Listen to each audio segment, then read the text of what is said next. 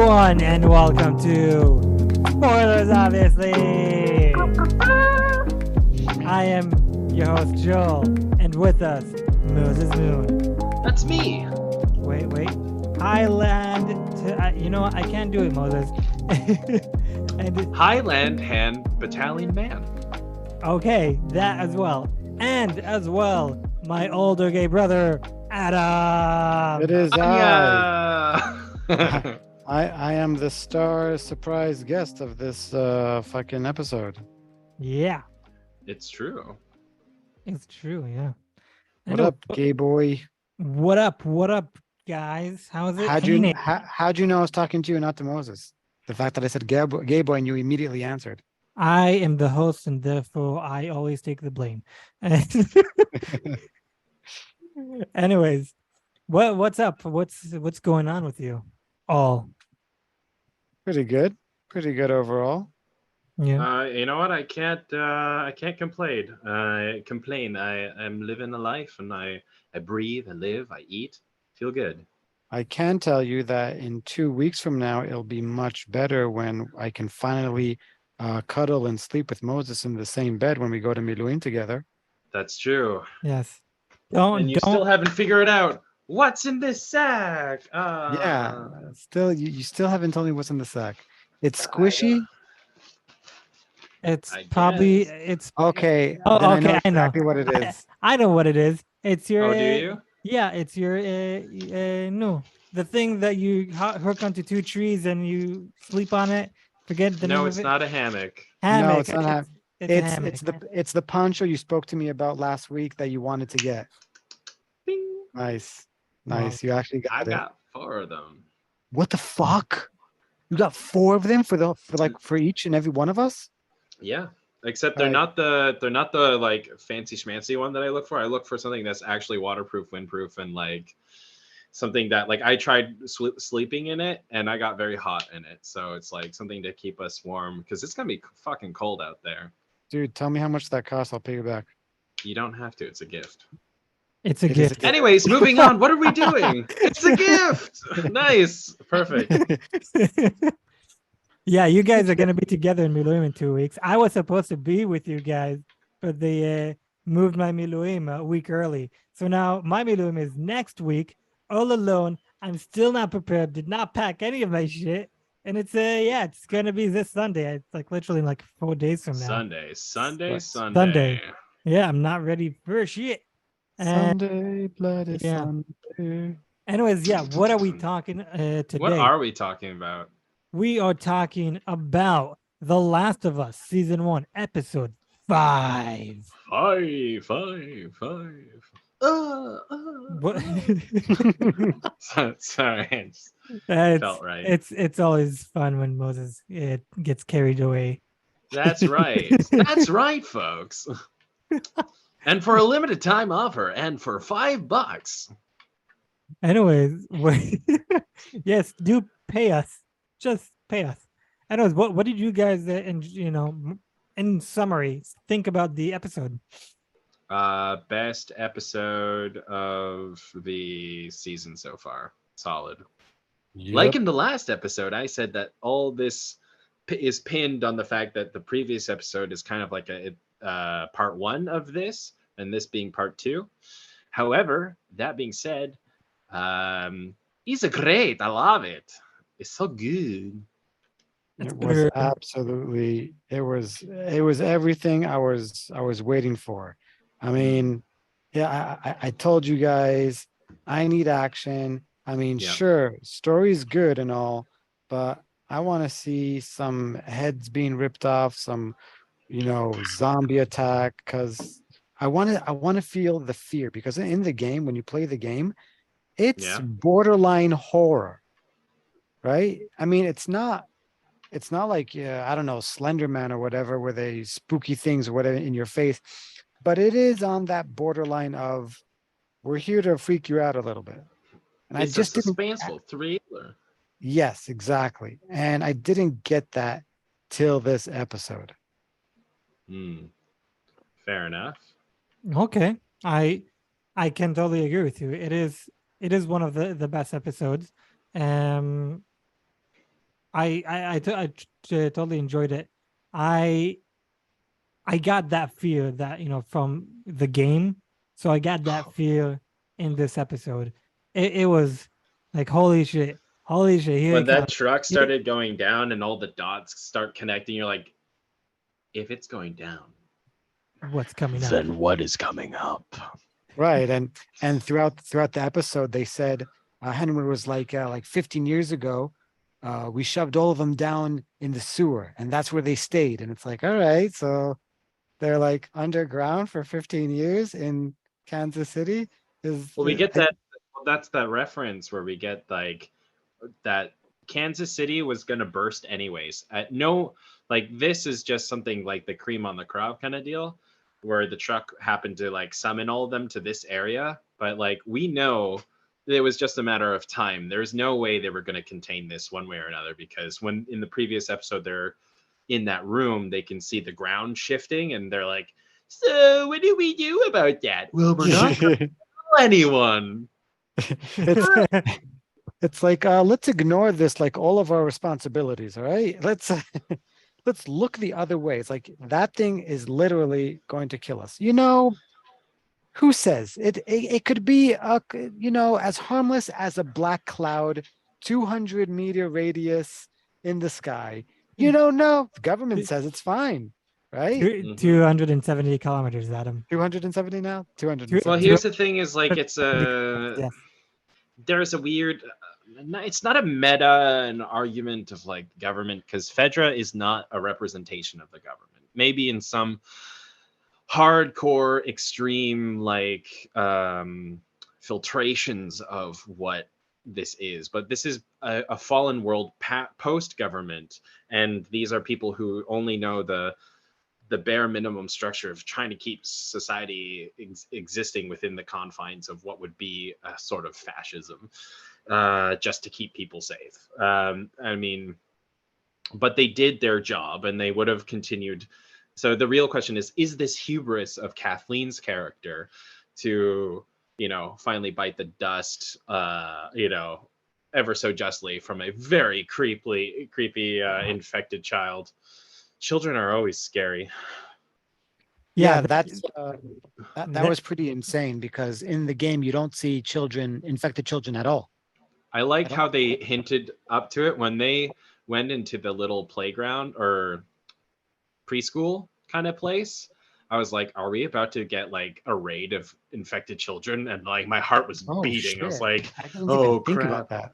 That would have been awesome.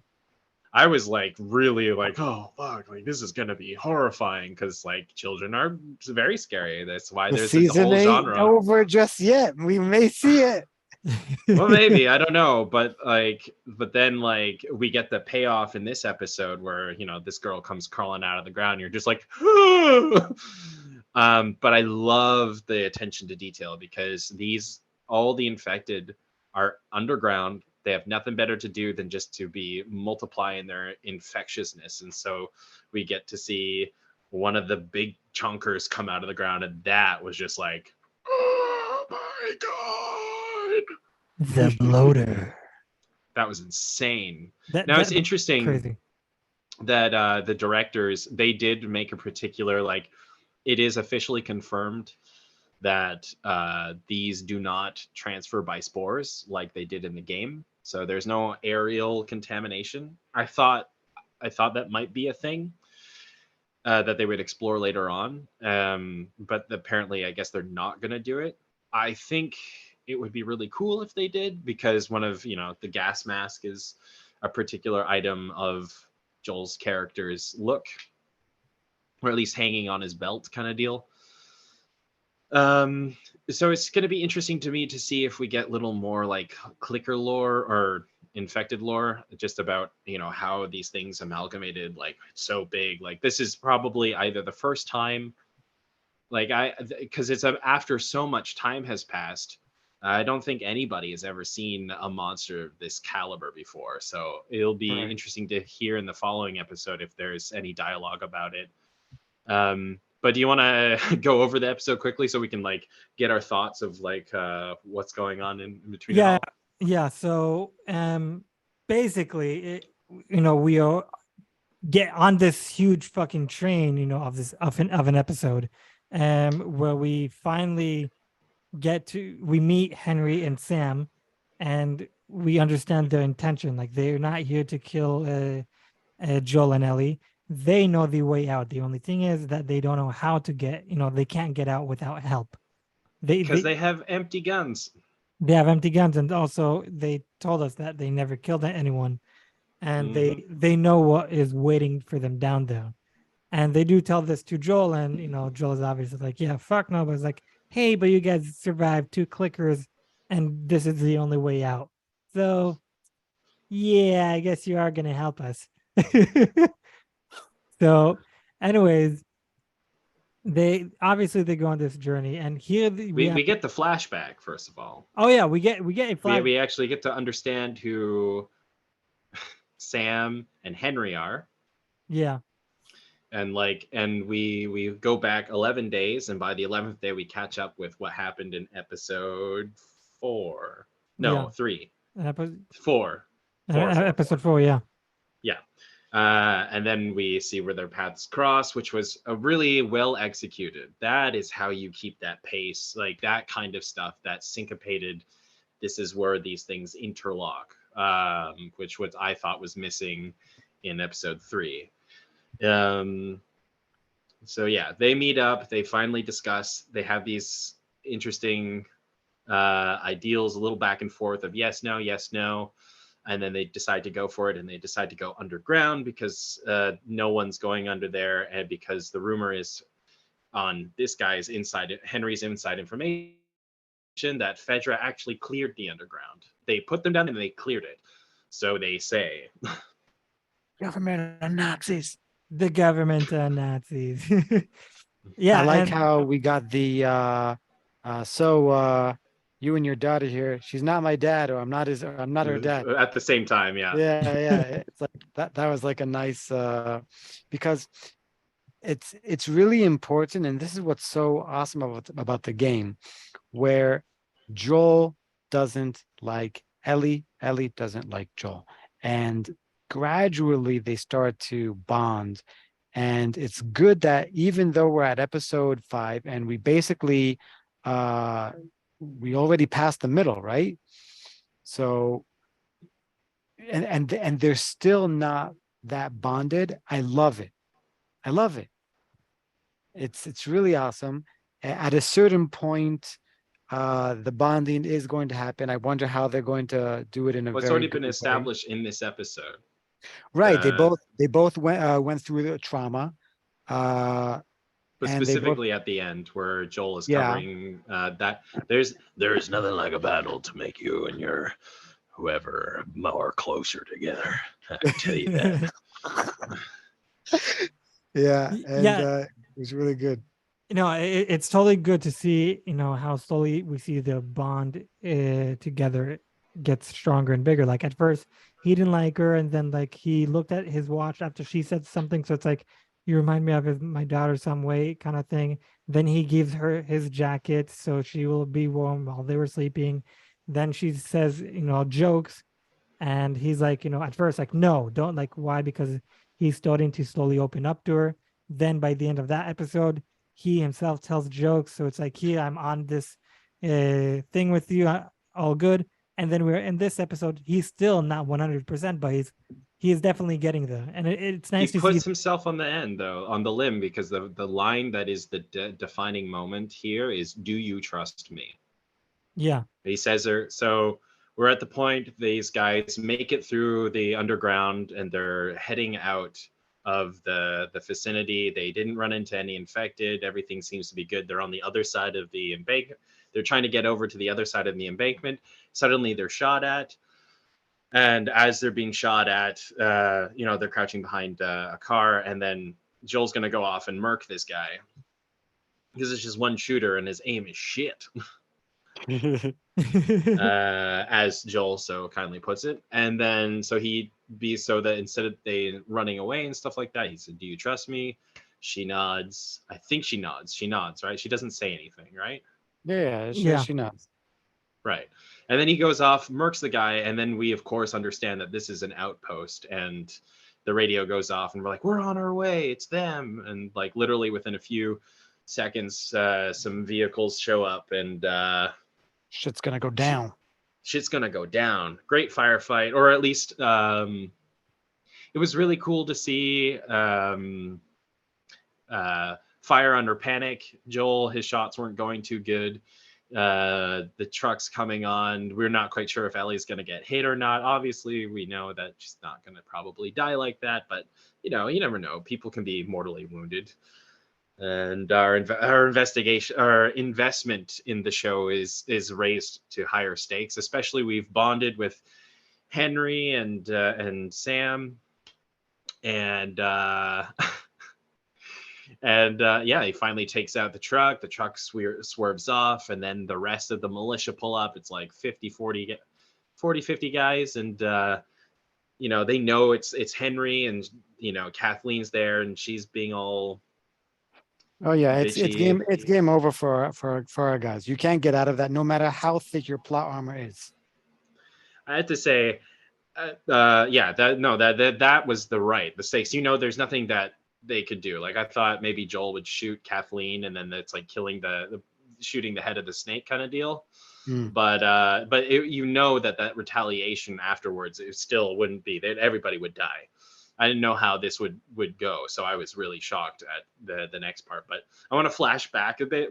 In the middle of the episode, we get this really hilariously awkward scene where Kathleen's standing in her old bedroom, and her right hand man comes in, and like he clearly has been looking for her because they have important business to run. They're trying to find things, and they are in charge of logistics and people of this new town. And she's like, "How did you find me?" Basically, he's like, "Your mom." Not saying your mom, but like her mother told him. And then she starts going on this vent of like, "I know I'm a bad person, and I know what my brother would have wanted, but I don't care." And it's like, I just put myself in the guy's shoes. Imagine you're looking for your boss and you're like, "Hey, can we like get on?" And all of a sudden they go on to this rant, and you're just sitting there going, am I listening? Why am I here? And I'm following you. I'm bigger than you. But he's Yeah. emotionally supportive. He's like, "But we're here for you. We follow you." Yeah. And to continue on that conversation between them, he tells us why they follow her. They said like, yes, you know, your brother was a great person, but he did not make any changes, and you did the Yeah. changes that were necessary. The later we find out, maybe it's not as necessary, since there was a little, you know, earthquake going on, and she's like, yeah, let's just ignore that. You know, I mean, one way or the other, none of these. It's so funny to me because every side character is really. They Yeah. introduce us to them, but every side person dies. Every Tess, Frank, Bill, you know, Kathleen, yeah. death by child. Kathleen, Henry, and Sam. Yeah, we get to the end of the episode. We find out that Sam is bitten. Okay, so on that scene, because Adam and I did do our Hebrew podcast on the exact same episode not that long ago, and Yep. he had a problem with that scene. Adam, do you want to share what was But your you problem? had the problem. Yes, I had a problem with that scene.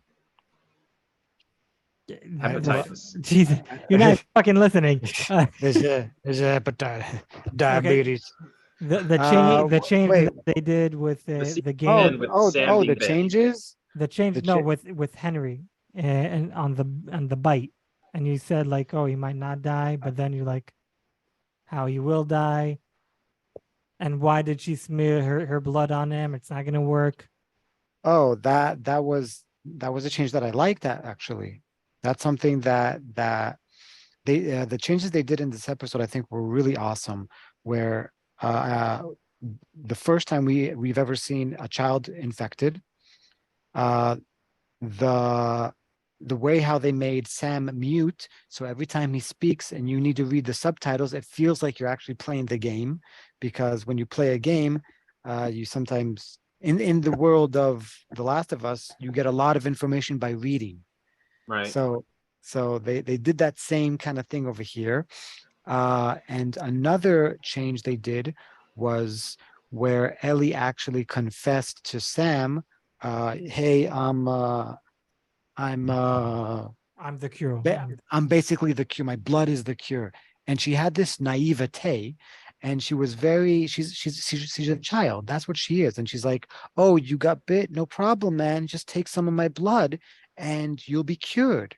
Because I truly believe that I can cure people, because I'm the only person in this world who's immune. So that means basically I'm the savior of mankind. I'm like the Messiah, and I'll just smear my blood on you.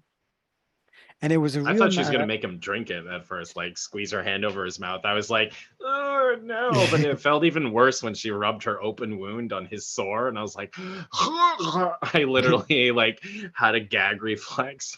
I mean, that was weird, but at the same time, it was really nice, because you, like, the second she did it, I thought, nope, that's not how you transfer blood. That's not going to help. And two, immediately I'm like, what if you guys have different blood types? You basically just killed the kid. So Well, not you have to have a full transfusion for that. right. So I'm looking at that. I'm like, okay, so Ellie truly doesn't understand how cures work, because her blood isn't the cure.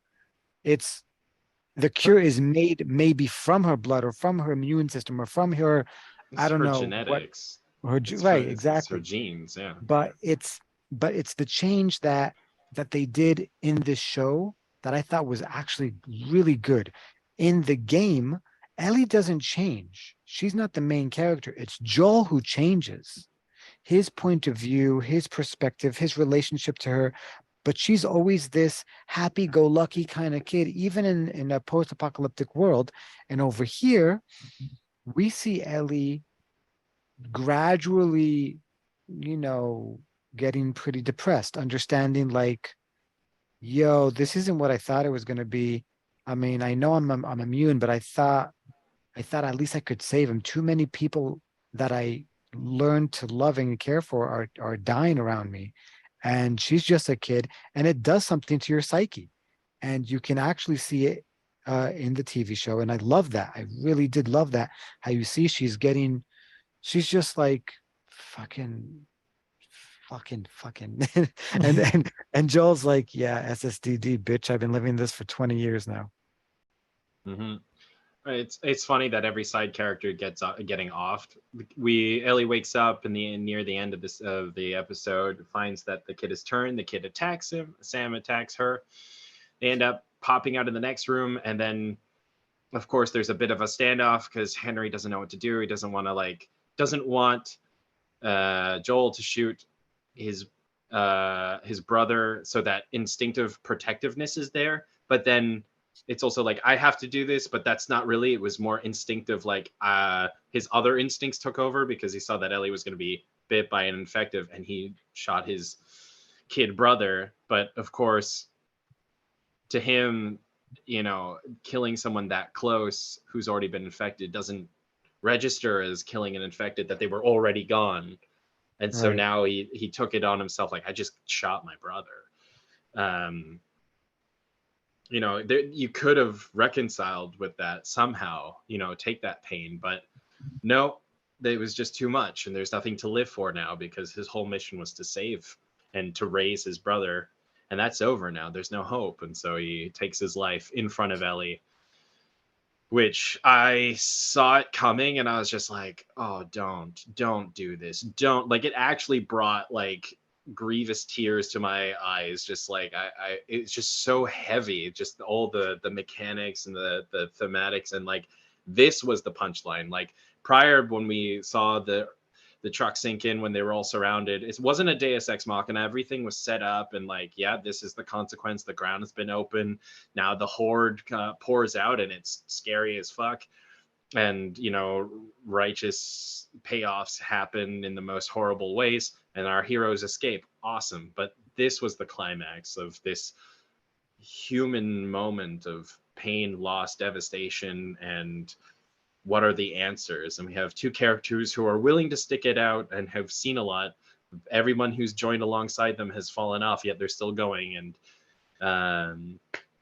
And yeah, and Henry offs himself, and but I like that Joel took the time to bury them. There's some humanity in that. Like normally every other character, he's just left. He's left alone. But there's something about him like, okay, I'm gonna make a connection. There's something something there that he's like, okay, this amount of trauma deserves some sort of closure, some burial for Right. both myself and for Ellie, which I thought was interesting.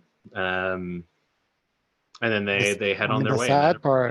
sad part is if Sam would like immediately just come to all of them and say like, hey guys, I'm sorry, but like help me out, I got bit. I mean, Joel would have been like, yeah, let's just cut your leg off and you're gonna be fine. Maybe. Yeah, but the only problem is Sam can't talk, so he won't say that. But Even anyway, Ellie not telling was like, again, that was interesting. I liked the fact that that she is naive and tried with the blood thing because it's gonna be all right. Is that the, maybe why she wrote down I'm sorry on his grave? Yeah, because she took it on herself to be like, oh, it's gonna be fine. Like I'll just rub my blood. It's like she didn't like probably there was a flash like I need to tell Joel, but in her mind the fear that withheld her was like Joel's just gonna outright kill him. Like we don't know the spread of the infection compared to like we don't know how long it took them to get to the hotel area after the big fight, so we don't know if that would have been enough time even for an amputation. And they don't have they just had a knife. so Like okay, that. So the kid could have died from trauma alone from having his leg cut off, if anything, or lower leg. So all options were really limited anyway. So it's he's a difficult. so this is what I understood. So we do see in episode 1, we do see a few amputees, which shows us that it is possible to survive It is that. Also, 100%. Also in episode 1, we do see signs on the wall says where you are bit and how long do you have to live. So Correct. from your legs to your hips, you have about 2 days. So even if it was like, let's say, from the all the zombies to where they were staying, even if that was like 10 hours, it's still not 2 days. So I do believe cutting his leg off would have saved him. Potentially. Potentially. But what I loved what they did with Ellie over here is the fact to show us just because you are the cure doesn't mean that you can save anyone. And this is what I understood from that scene specifically. So, according to what I know, they don't tell this to us in the show. So, this is a spoiler to whoever didn't play the game or didn't get any spoilers from the game. What do I know from the game itself? The reason why Ellie is immune is because her blood cells don't see the cordyceps as a threat. And that's why the cordyceps in her body is not evolving. It's just like, oh, there's no threat over here. I just will stay dormant. That's it. And what Ellie thinks is, my blood is the cure. It doesn't mean that your blood is, your genes are just don't see it as a threat. And the fact that she doesn't know how to help someone, we know that she doesn't know, how to be in a car. She even says like, this car for me is like a spaceship. I've never been in a car. Joel tells her like, put your seatbelt on. Like, what's a seatbelt? So obviously the fact that she doesn't know how to save Sam with her blood is like, I'm doing what I think I should do. So obviously what she's doing is what she thinks is the right thing and how to save someone, but obviously it's not going to help. In my point of view, because she did what she did with her blood, it actually sped up Sam's illness faster. Because according to the sign, he has 2 days until he becomes a zombie or a cordyceps. And because she spread the blood on him, he became a cordyceps within less than 12 hours. And again, he was bitten in the ankle. So It's possible. in my point of view, her blood could actually be dangerous for other people rather than saving them. And she's not actually cured. I guess we'll find out. Yeah. The whole girl in that was a zombie. I do want to mention that she So is freaky. she's absolutely amazing, and I loved seeing her Mhm. in that scene. I think it was one of the best scenes in this episode When because she bends over in the car doing like the gymnastic She shit, is- but just she- like lankily, it's like, oh no. exactly. It's amazing. So the girl in real life is 9 years old. I don't remember her name, but she is a gymnastics. So the Yeah. fact that we see a coated like it's not enough that we see this human that is a zombie. Your face is deformed. Your face is fuck, what's the word? Deformed. Deformed. Yeah, that's the word. Her face is deformed. Not only that, but she's walking very weird. How she moves, like it was totally freaky, and I absolutely loved it. And they did a great job with that. I like Mamash, a great job. I also saw another picture that said like here's a little description about this picture. The bloater, CGI or suit? Oh man. I feel like it'd be a little bit of both. Yeah. You needed someone to be there. I don't know how much would be practical, but most of definitely the whole body was rendered to something. So I'm going to say mainly CGI, but with a double in there. If that shit is a suit, dude, that's gonna be my next pooling costume. Okay, Your wife's Adam. going to allow that? Adam, what do you say? Is it a suit or is it CGI or both? I mean, because I'm making a muscle suit for my costume this year, I did a lot of research on bodysuits. It is absolutely possible that thing was actually a bodysuit. And the answer is, it is 100% a bodysuit. Holy shit! What? It's 100%. It's a 6'6", like I think it's 6 inches. I don't know. Anyways, That's amazing. it's a full-on bodysuit. Yes.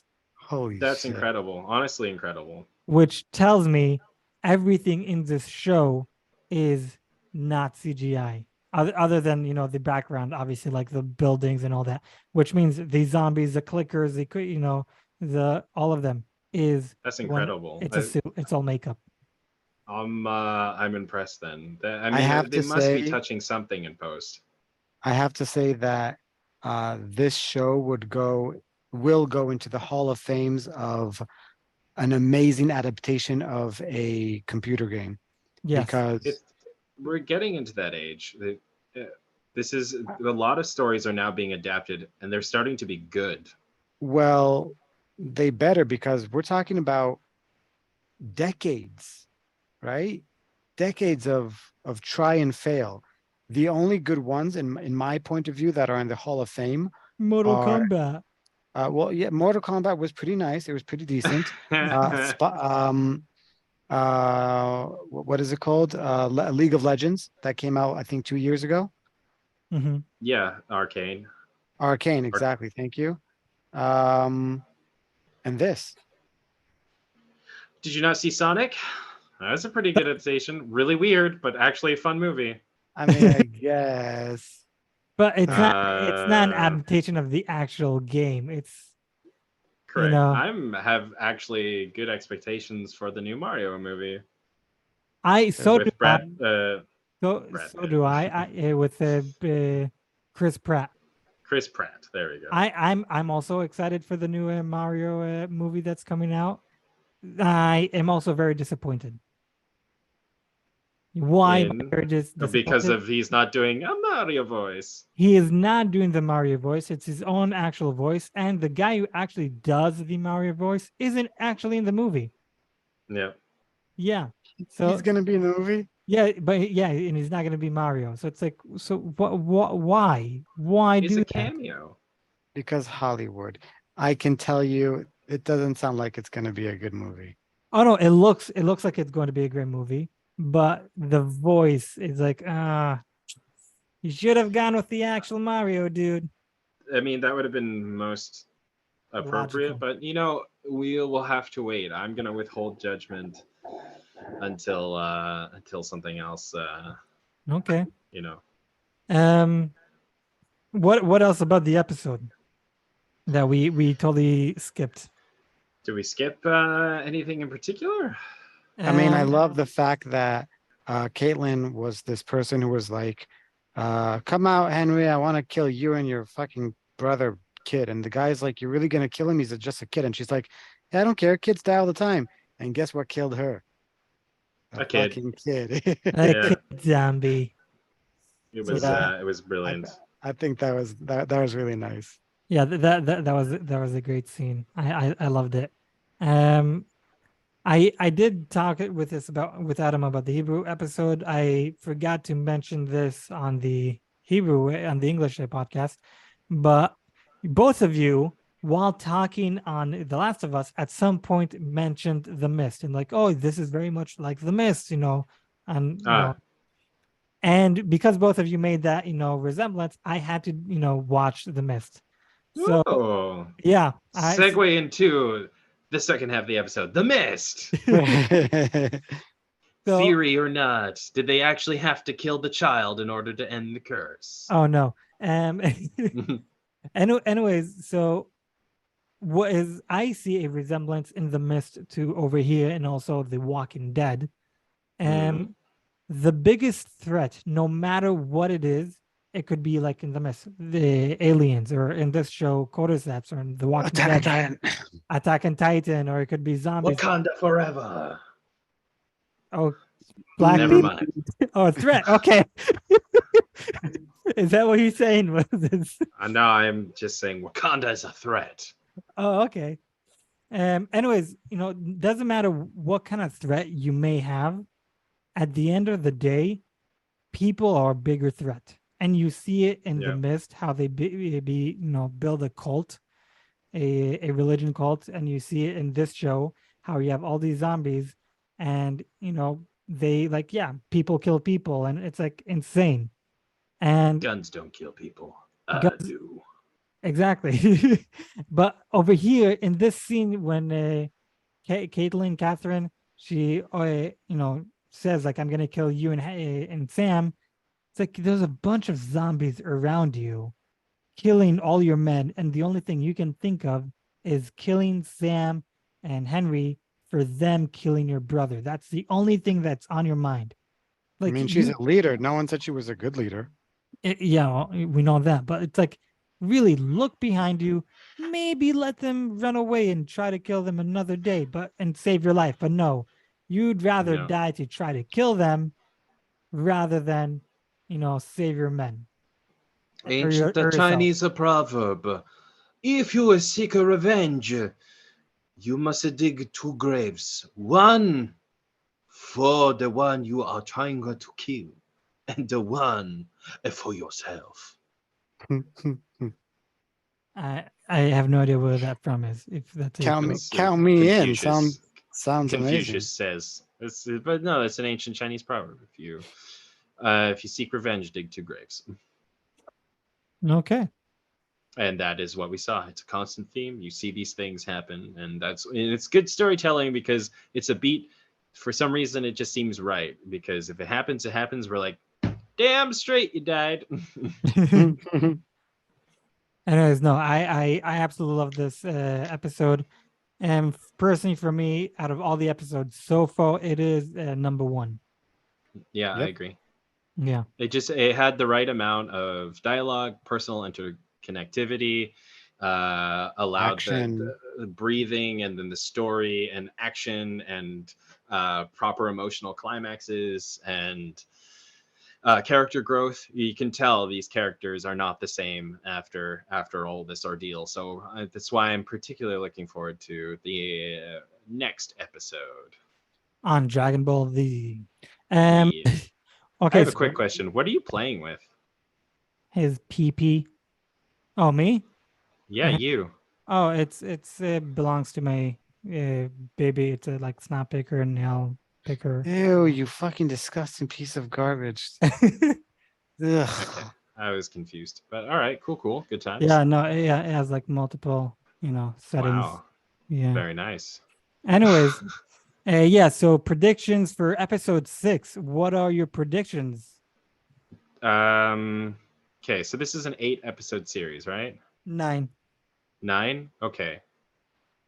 So next episode is either going to be a reprise, like a breath to just allow them to build the climax for what's going to happen in 7, 8, 9.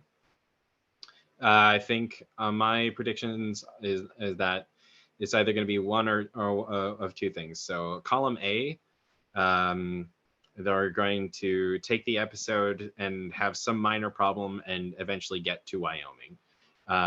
Or column B, we're already get to Wyoming, and it's by the end of the episode they meet up with Tommy. Yeah, his brother. And then we're going to find out. The next episode after that is going to be them finding out what the heck is going on, and it's going to be going to be like a 7, 8 are going to be like a 2-parter, and 9 is going to be the climax that will open us off for the second season. More or less. So A and B will merge into that. I think that will be the structure. Okay. And what, I mean, what about you? I Adam? don't see too much into the future. I am going to talk about what I think episode 6 will be. I do expect to see Ellie's flashback backstory. I would like to see that. Up until now, we saw everyone else's backstory. We know that Ellie is scarred somehow. We know the story of how she got bit and yet survived. I think it's time for us to see the story. Yeah. Also, she killed someone in the Fedra school. We don't know what that was all about. Right. So I expect to see Ellie's flashback backstory, and also, just like you said, to meet up with Tommy. Yeah, I think if next episode's gonna have more fleshed out of Ellie, then they're gonna just arrive in Wyoming, and the next episodes they'll meet up with Tommy somehow. Yeah, also totally But possible. I like that. I would like to see, now that you mention it, I would definitely love to see Ellie's backstory. That's very true. So yeah, I agree. I would love to see more of Ellie. I want to see more flashbacks. Like we know within 4 days the world went to shit. We saw we basically saw the first 2 days. I want to see also from other points of views of like the government, how they destroyed, or even of Fireflies, how they started to build the everything. I think we'll get that when we meet Tommy, because there's context for that between Joel and Tommy, because Joel had that thing in episode 4 when he was talking with Ellie in the truck about why or who Tommy is, and saying like how he had to watch his back. Tommy is a joiner. He wanted to be a hero. So we're gonna, as soon as we get that imph, like that push into that storyline, I think we'll get a flashback of that, more or less, maybe. Okay, yeah, that sounds awesome. But I do want to see more flashbacks, like proper flashbacks, not like So like I loved the first 2 episodes flashbacks. I loved it. Like more detail about the beginning. The world, yeah. Yeah. I do know at least from the game. So how it ends, it ends more or less the exact same way how it ends in the show. And right after that, we have like a title. It says fall, so it's now wintertime. So I expect if episode 6, they'll do the same thing. It'll be wintertime, and so it means several months later from this episode, and basically we will meet Tommy by the end of the episode. My theory. How far away are they from Wyoming right now? I have no idea. Give or take. Because they're going on foot now, and it's going to take a long time. They're in Kansas. Yeah, so they're going by foot, and like again, according to the game, there should be now a jump to the fall. So that is alone several months. So they're gonna just they're gonna be a lot closer to Wyoming. So I do also expect Ellie and Joel to be a lot closer to each other. That we will obviously miss that, but yeah, I expect by maximum by the end of episode 6, we will get to Wyoming, and we will see Joel and Tommy, and here's a spoiler: Tommy's wife. Yeah. We'll see something. Well, they could be heading through Nebraska or Colorado, or so it just depends on how they walk, I guess. So they're basically almost a state over. Like the Kansas and Wyoming are almost touching each other. So it shouldn't take too long, but it's a quite a journey. So we'll see. Okay. We'll see what they do. Okay. Sounds awesome. Anyways, Geography. Yeah. Anyways, I do believe we got to the end of our episode for today. I am your host, Joel, and with us, Moses Moon. That's me. And as well, our wonderful guest, my older brother, Adam. Anya. I am your host, Joel, and wait, I said that. Anyways, we are spoilers, obviously. We talked about The Last of Us Season 1, Episode 5. Give us 5 stars on Spotify. I'll put the link for the Hebrew podcast in the bio and of Moses' radio, Instagram link, all in the bio. We will catch you guys up in the next episode. And until then, bye. Bye-bye.